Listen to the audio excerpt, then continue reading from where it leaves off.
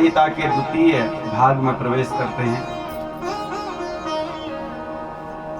यहाँ पर नारद जी और ब्रह्मा जी का संवाद चल रहा है। आप सोच रहे होंगे कहीं पर सूत जी कह रहे हैं, शौनक आदि ऋषि सुन रहे हैं, कहीं पर ब्रह्मा जी कह रहे हैं, नारद जी सुन रहे हैं। ये कथाएं मुख्यतः 3 स्थान पर हो रही है। कैलाश में भगवान भोलेनाथ स्वयं अपनी पत्नी पार्वती जी को सुना रहे हैं ये कथा। जब पार्वती जी ने ये कथा पूछी थी तो वो कथा जो है भगवान सुना रहे थे। तो वही कथा फिर आगे जाकर के नंदीश्वर जी ने सुन ली और नंदीश्वर जी ने मंदिराचल पर्वत में सनत कुमारों को सुनाई। किसको सुनाई? सनत कुमार। और सनत कुमारों ने वही कथा फिर नारद जी को सुनाई।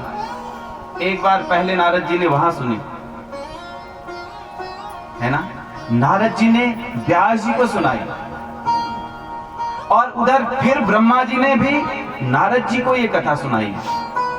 तो इतने लोग श्रोता और वक्ता हैं और उसके बाद यहाँ पर हम आप श्रोता और वक्ता हैं। तो ऐसे ये कथा चल रही है। यहाँ पर नारद जी ने प्रश्न किया, शृणुतात मुनि श्रेष्ठ कथयामि कथां शुभां यां श्रुत्वा सफलं जन्म भविष्यति न संशयः। नारद जी जब अपने पिता ब्रह्मा जी से पूछते हैं कि पिताजी सती जी का चरित्र आप हमें श्रवण कराइए। पिछले कल वाले प्रसंग में सूत जी महाराज से शौनक आदि ऋषियों ने पूछा था कि सती जी का प्रसंग बताइए, लेकिन यहाँ नारद जी पूछ रहे हैं सती जी का प्रसंग बताइए। माता सती जी ने अपने पिता के यज्ञ में अपने प्राणों की आहुति क्यों दे दी? और पिताजी भगवान ने माता सती जी को छोड़ क्यों दिया, त्याग क्यों दिया? ये सारी कथाएं आप हमें श्रवण कराएं। तब नारद जी से ब्रह्मा जी कहते हैं कि बेटा नारद, अब सावधान होकर के सुनो। मैं कथयामि कथां शुभाम, ये शुभ दिव्य कथा आपको श्रवण कराने जा रहा हूं। और मेरा भी आप सबसे निवेदन है कि आप लोग भी सावधान मन से सुनें, ठीक है? तो जब भगवान ब्रह्मा जी ने अपने मानस से मरीचि, अत्रि, अंगिरा, पुलह, पुलस्त्य, भृगु, वशिष्ठ, दक्ष और नारद ये 10 ऋषि प्रकट किए। तो उसके बाद हमने सुना था कि वाम भाग से कन्या और दक्षिण भाग से एक पुरुष, इतना तो हमने सुना। उसके बाद कन्या और पुरुष जब स्त्री पुरुष जब हुए तो ब्रह्मा जी को लगा भाई जब तक आपस में आकर्षण नहीं होगा सृष्टि का सृजन तब भी नहीं हो सकता। तब उन्होंने वाम भाग से एक सुंदर कन्या पैदा की जिसका नाम था संध्या देवी। क्या नाम था? ये थोड़ा गलत आदत होगी, मेरी स्कूल की आदत बन गई ना तो संध्या देवी उनका नाम था। ब्रह्मा जी स्वयं कहते हैं बेटा नारद, न त्रादसी देवलोके नम्रते नरसालय काल त्रय प्रिवेद नारी संपूर्णम गुणशालिनी। ऐसी कन्या न तादसी देवलोके, देवलोक में भी नहीं थी ऐसी कन्या, स्वर्ग में भी ऐसी नहीं थी, रसातल में पाताल में भी ऐसी कन्या नहीं थी, और न आज तक हुई है और न कभी ऐसी इतनी सुंदर कन्या होगी। यहां तक तो ठीक था। अब कह रहे हैं ना, ब्रह्मा जी स्वयं कह रहे हैं कि बेटा मेरे से एक गलती होगी। कह रहे हैं उसी समय मैंने एक पुरुष को जन्म दिया। पुरुष को जन्म दिया तो वो पुरुष था स्थूल वक्ष स्थल वाला, बृहस्पति कंधा, बैल के समान कंधे, विशाल बाहु, परम सुंदर पुरुष था। बोला किम करिष्यामहं कर्मा ब्रह्मस्त्वं नियोजयत्। पिताजी मेरे लिए आपने क्या कर्म निर्धारित किया है, मुझे क्या करना है? तब ब्रह्मा जी बोले पुत्र तुम बहुत सुंदर हो और तुम्हारा नाम होगा कामदेव। क्या होगा? कामदेव। तुम्हारे पास पुष्पों के धनुष बाण होंगे और मैं तुम्हें आशीर्वाद देता हूं कि तुम्हारे प्राणों से हम ब्रह्मादिक देवता भी मोहित हो जाएंगे। अहम वा वासुदेवो वा स्थाणुर् वा पुरुषोत्तमः। मैं है भगवान वासुदेव है, कोई भी है, आप के पास 5 बाण होंगे। कौन कौन से? 5 बाण, घर्षण, लोचन, मारण, मोहन, शोषण, ये आपके 5 बाण होंगे। आपने इन बाणों का जहां भी प्रयोग किया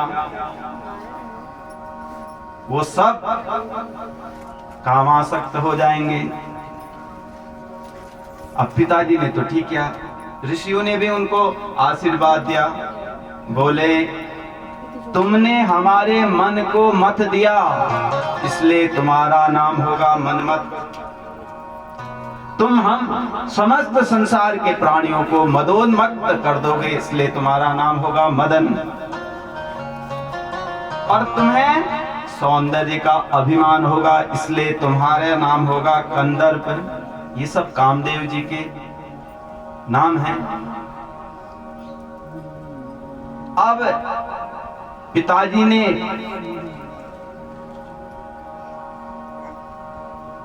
अब कहीं पर जंगली जानवरों का आतंक था तो पिताजी ने कहा ले बेटा ये बंदूक खेतीबाड़ी में नुकसान होगा तो इससे भगा देना। पुत्र ने कहा ये नकली बंदूक है कि असली है पता नहीं है, और गोली मार दी पिताजी को ही। ऐसी स्थिति यहां भी आ गई। कामदेव को शक हो गया कि असली है कि नकली है, और वो सारे बाण चला दे कहां? ब्रह्मा जी के ऊपर। समझ में आ रही कथा? आ रही होगी ना? तो ब्रह्मा जी के ऊपर ही बाण चला दे।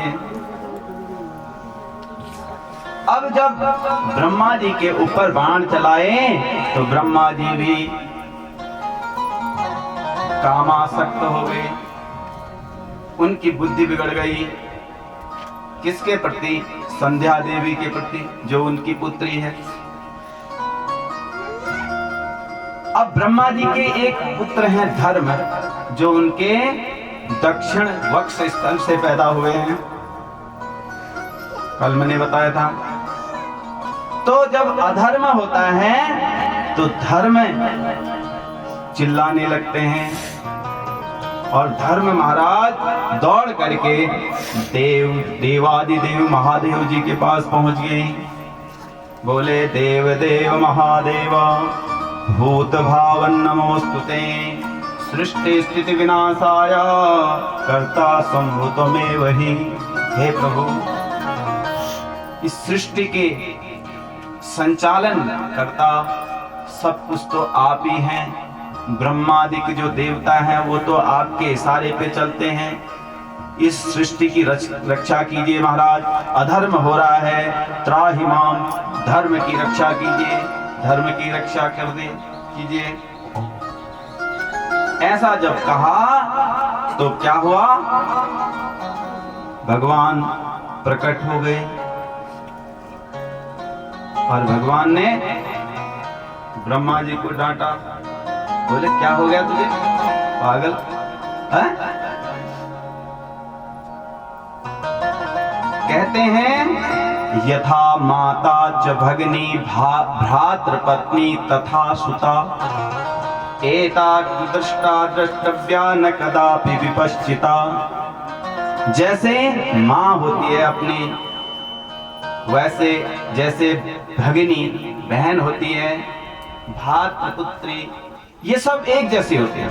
भाई की पत्नी भ्रातृ पत्नी तथा सुता, ये चार समान होते हैं।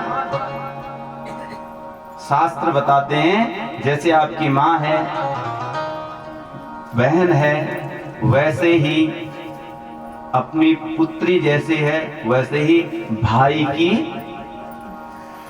इसलिए तो भगवान ने बालिका वध किया, कहा सुग्रीव से।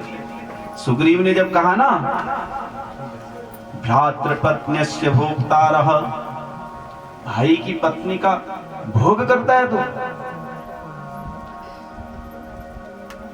देखो ये हमारे शास्त्र बताते हैं, राजपत्नी, गुरु पत्नी, मित्र पत्नी तथैव च पत्नी माता स्वमाता च पंचेता मातरा स्मृतः। ये पांच माँ होती हैं हमारी। कौन कौन सी? राजा की पत्नी, गुरु की पत्नी और मित्र की पत्नी और पत्नी माता जो आपकी धर्म पत्नी है उनकी माँ और स्वमाता। ये पांच हमारी माँ होती हैं और ये सब समान होती हैं। और तुमने इनके ऊपर दृष्टि से देखा, ब्रह्मा जी पसीने पसीने हो गए।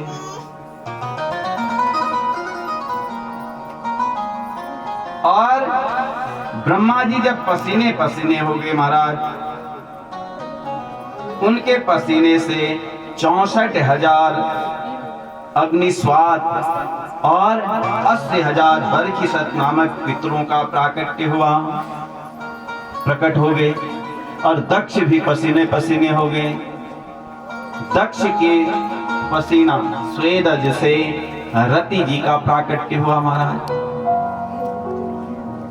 और इधर भगवान तो चले गए, ब्रह्मा जी को